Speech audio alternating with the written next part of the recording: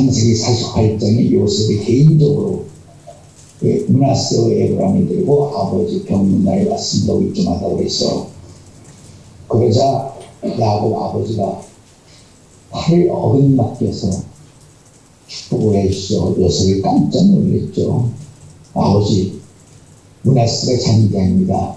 나도 안다 하시면서 야곱이 에브라임에는 만만의 은혜를 줬고 므낫세에게는 천천의 은혜를 줬다. 간단하게 말하면 사자를 장자로 바꾸어놨죠.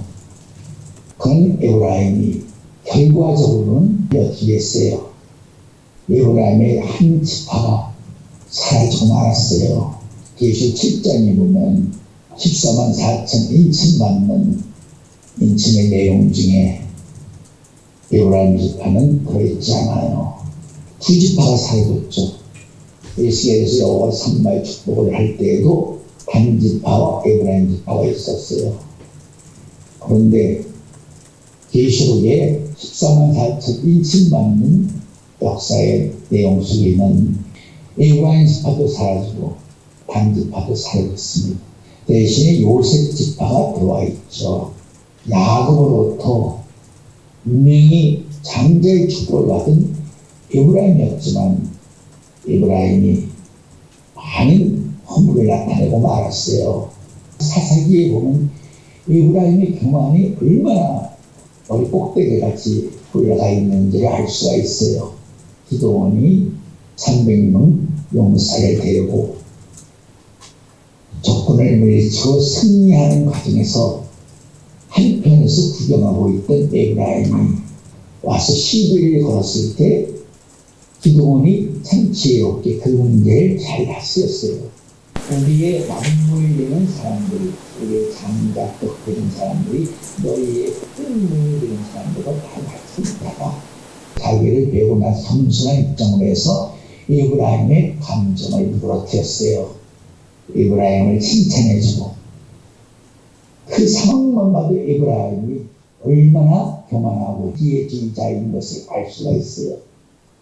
정작 싸울 때는 가만히 있다 결과가 드러나면 탁 뛰어들어와가지고 정말 애써 죽음을 무릅쓰고 싸워 이긴 그 사람들에게 시비를 걸고, 그러나 기드온 때는 그게 잘 끝마무리가 됐는데 이따 때에는 마무리가 되지 않았어요. 이따 때에도 목숨을 내걸고 다 승리를 했어요.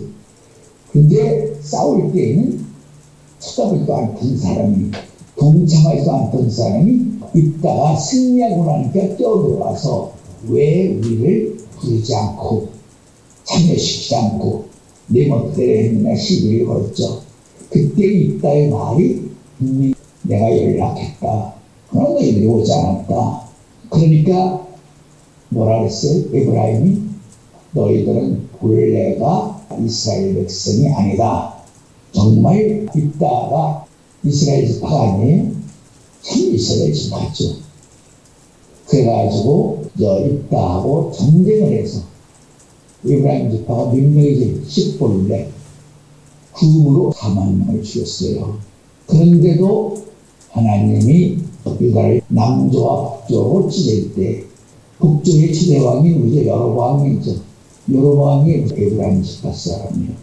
에브라임 지파가 북조의 최대왕을 세운 거죠. 왕가가 시작이 된 거죠. 에브라임 지파.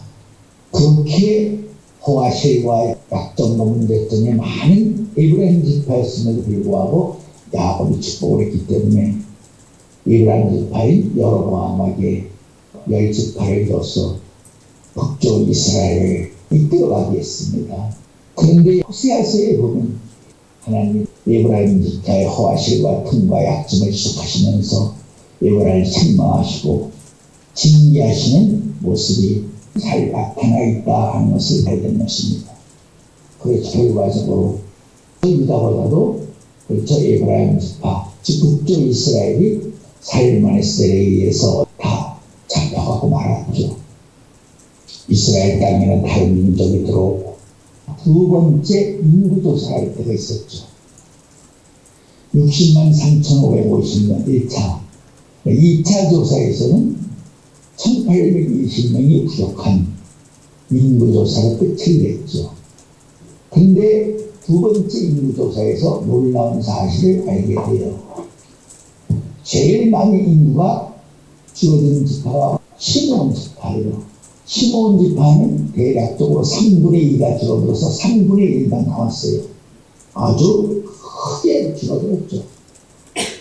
이 사람들은 그 점을 잘 이해하기가 힘들어요. 할례 사건으로 세계민족을 죽이고 그들의 가선을 탈취했던 디나 사건이 있죠. 그걸로 인해서 저주를 받았다. 레위도 저주를 받았거든요. 디나 사건을 위해서 야곱이 아버지가 저들의 모의에 내온이 참여하지 말지어다 하는 그 저주 때문에 시므온이 듣게 된 것인가. 물론 영향이 있었겠지만 그것 때문에 저주를 받은 게 아니라 요셉 때문에 저주를 받은 거예요. 시므온. 그 점이 살짝 가려져 있어요. 성경에는. 요셉이 처음에는 형제들 가운데 한 사람만 내보내고 나머지 사람을 가둬놓고 이러다가 며칠 지나서 요셉이 작전을 바꿨죠. 한 사람만 남겨두고 나머지를 보내고 베냐민을 데려와라. 그렇게 장을 바뀌었습니다. 그때 요셉이 형제들 보는 앞에서 누구를 결박했어요? 시므온을 결박했어요. 보는 앞에서 결박했다는 말은 무치마를 꽁꽁 묶었다. 그런 의미가 있어요. 거기서 결박이라는 말 속에는 요셉이 시므온에 대해서 몹시 언짢은 기색이 있다는 의미가 들어있어요. 왜냐하면 물 없는 구덩이에 요셉을 빠졌을 때 유다의 설득으로 결과적으로는 은 20량에 팔았지만은 그때 요셉을 죽이자고 성계에서 단호히 외친 사람이 시므온이었다는 것을 알아야 돼요. 성경을 자세히 보면 시므온이 그런 기질이 강한 사람인 것 같아요. 그래서 요셉이 시므온을 형제들 보는 앞에 결박하고 다른 형제들 집으로 들어야겠다. 다시 바꿔 말하면 앞장서서 날뛰면서 요셉을 죽이려 했던 그 죄로 말미암아 시므온 지파가 2차 인구조사에서 3분의 1만 남았다 하는 놀라운 사실을 알게 됩니다. 그리고 두 번째 인구가 많이 줄어든 지파가 에브라임 지파예요. 에브라임은 요셉의 아들이죠. 에브라임과 므낫세 에브라임. 야곱에게 그는 축복을 받았음에도 불구하고 2차 인구조사에서 에브라임 지파가 줄어들었다 하는 사실을 알아야 돼요. 호세아에서 보면 에브라임 지파의 첫째 죄가 교만이에요. 교만함으로 말미암아 그런 큰 축복을 받았음에도 불구하고 그런 결과적인 사실로 나타나고 말았다 하는 점을 이미 잘 알고 있는 바지만 다음 말씀을 해서 표면적으로 그런 사실은 말씀을 해드리는 것입니다. 에브라임 지파가 사라지고 요셉 지파가 다시 들어왔어요. 아마 에브라임 지파를 구원하시고 위한 하나님의 뛰어난 지혜 모략이라고 말할 수 있어요. 에브라임의 이름으로는 구원시킬 수가 없으니까 요셉의 이름으로 에브라임 지파를 구속하신 것이라고도 생각할 수 있다. 이 말씀을 통해서 함께 은혜를 받고자 하는 내용이 있습니다. 성경에는 청함을 받은 자는 많아 택함을 받은 자는 적다 하는 말씀이 있습니다. 청함과 택함의 차이는 하늘과 땅 차이입니다. 그러나 에브라임은 청함 받은 사람이 아니죠. 택한 자 중에서 택함을 받은 사람이에요. 그렇게 큰 축복을 받았음에도 불구하고 무서운 저주로 한 지파가 사라져버렸다 하는 배경의 의미 속에는 바로 우리가 깊이 새겨야 될 부분이 있다. 깊이 우리가 깨달아야 될 부분이 있다 하는 점을 알아야 되는 것입니다. 그렇기 때문에 성경에는 분명히 이런 말씀이 있습니다. 먼저 된 자가 나중 되고 나중 된 자가 먼저 된다. 여러분들이 이 점을 생각해야 돼요. 므낫세는 큰 축복을 받았어요. 성경 속에서 형제들 간에 가장 우위가 좋았던 형제가 므낫세였어요. 세상으로 말하면 자존심이 상하죠. 동생이 장자가 되고 자기는 차자가 되는데 동생에 대해서 시기심, 견제심이 생기고 못마땅한 그런 감정이 있을 수 있었어요. 그러나 므낫세는 에브라임에게 조금도 반감을 갖거나 시기심을 갖지 않았었어요. 그렇기 때문에 2차 인구조사에서 므낫세는 인구가 쭉 폭발적으로 늘어났어요. 역설적으로 말하면 에브라임이 저주를 받는 만큼 므낫세가 축복을 받았다 하는 것을 말씀하고 있는 것입니다. 여러분들이 알다시피 예수님이 세 영혼을 가르쳐 여인이 낳은 자 중에서 가장 큰 자였다. 그러나 그가 실족함으로 말미암아 천국에서 가장 작은 자가 되었다. 그렇기 때문에 아까도 말했지만 먼저 된 자가 나중 되고 나중 된 자가 먼저 된다 하는 말씀을 잘 깨달아야 됩니다. 왜 그러냐? 믿음이 없었습니다. 로마서 4장 한번 누가 읽어주세요. 그런즉 육신으로 우리 조상이 된 아브라함이 무엇을 얻었다 하리요. 만일 아브라함이 행위로서 의롭다 하심 얻었으면 자랑할 것이 있으려니와 하나님 앞에서는 없느니라. 성경이 무엇을 말하느뇨. 아브라함이 하나님을 믿음에 이것이 저에게 의로 여기신 바 되었느니라. 이라는 자에게는 그 삭슬 은혜로 여기지 아니하고 빚으로 여기거니와 이를 아니할지라도 경건치 아니한 자를 의롭다 하시는 이를 믿는 자에게는 그의 믿음을 의로 여기시나니 이런 것이 없이 하나님께 의로 여기심을 받는 사람의 행복에 대하여 다윗에 말한다.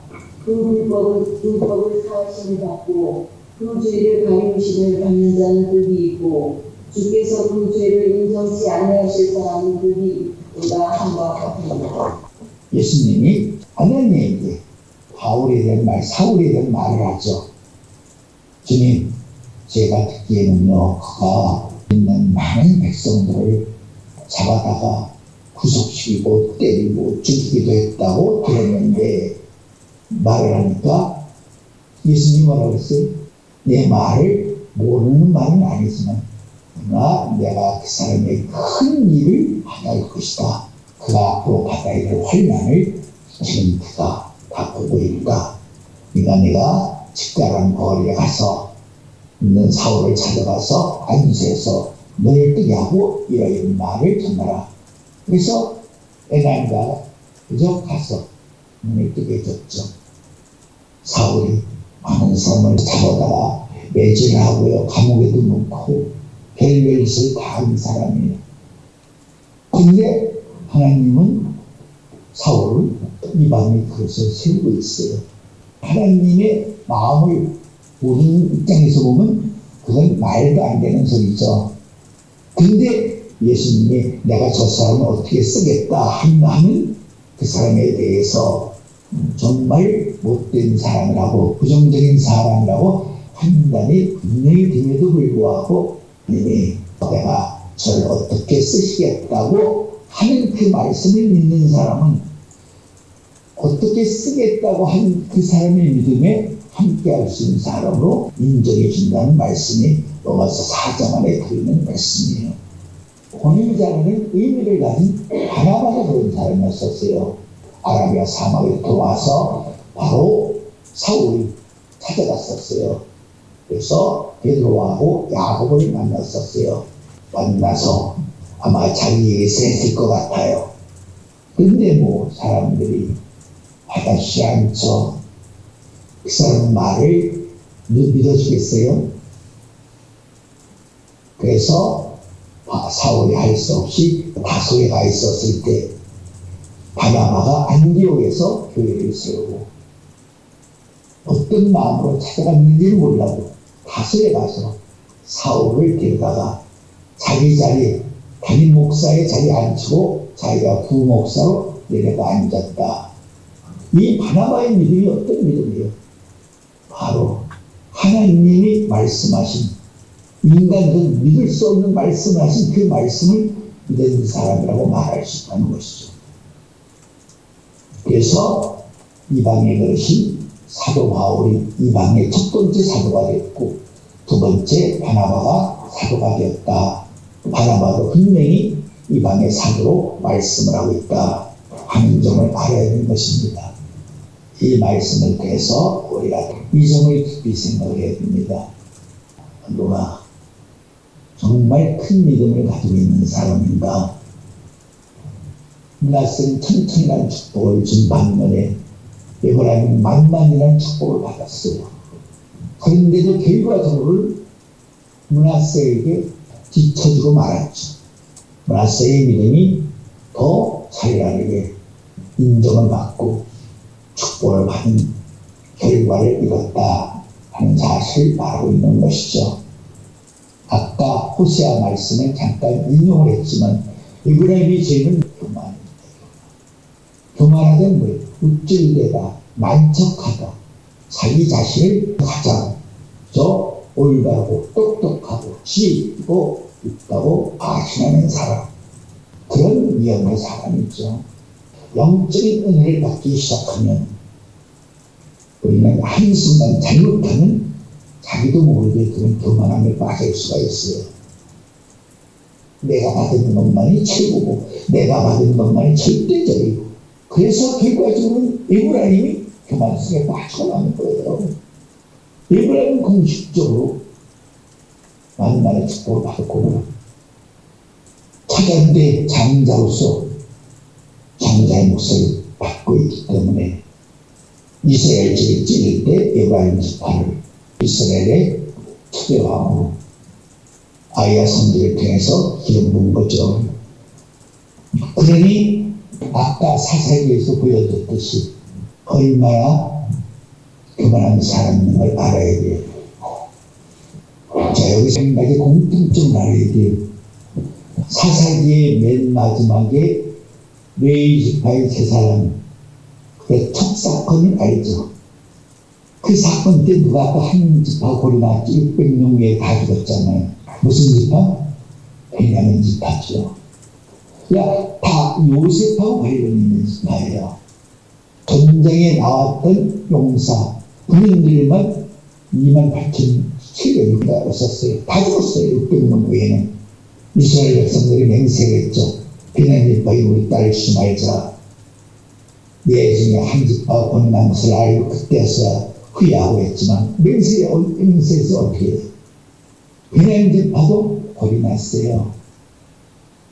어떤 의미에서 본다면 베냐민 지파도 다소 우쭐대는, 세속말로 얘기하면 좀 표현이 맞지는 않을 수도 있겠지만 요셉의 동생인데 그는 우쭐대는, 또 베냐민도 다른 형제들에 비해서 5배의 축복을 받았어요.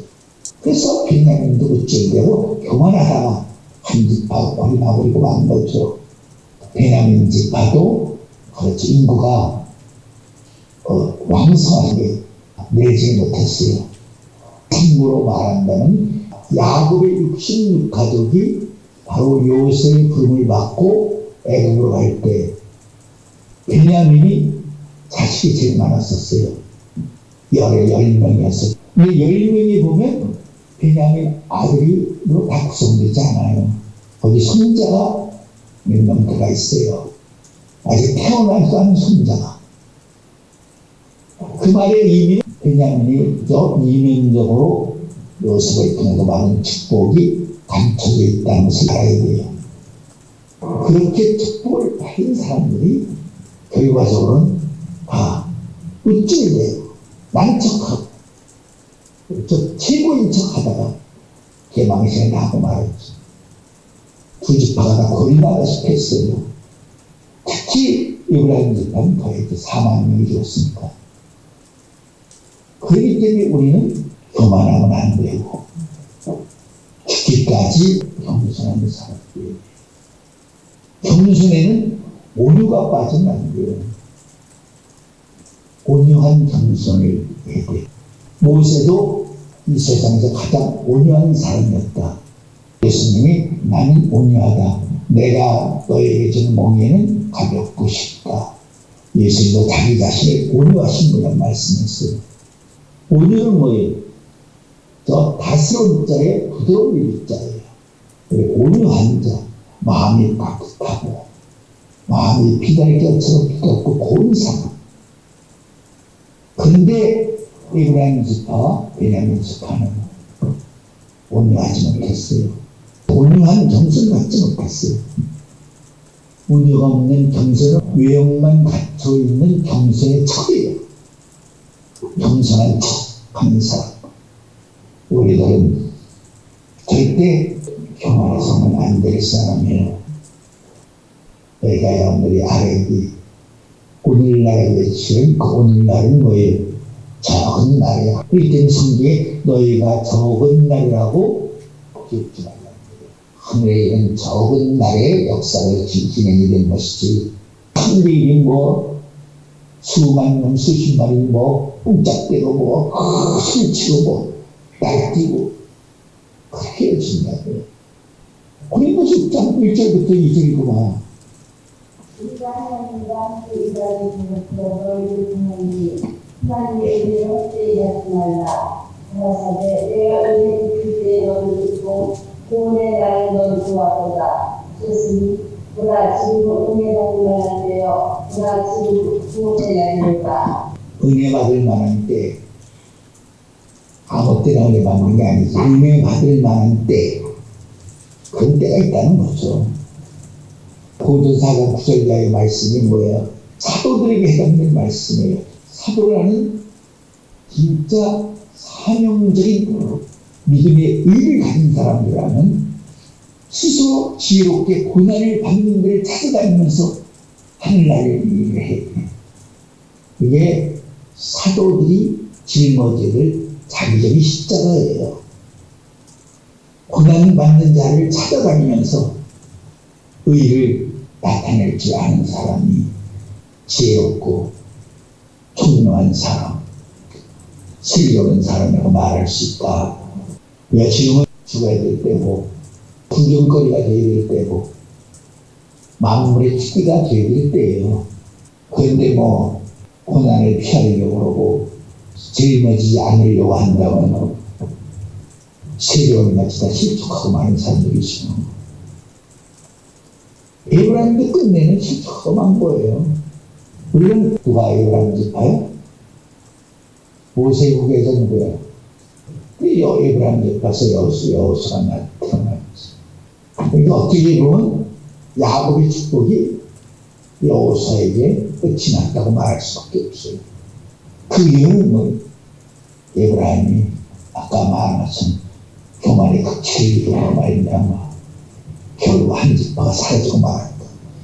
그래서 하나님이 요셉을 생각해서 에브라임 지파라는 이름은 주었지만 요셉 지파라는 이름을 내세우심으로 요셉 지파 속에 에브라임을 껴안게 하셨다. 그런 의미가 들어있어요. 자, 시간이 많이 났습니다. 자, 기도하겠습니다.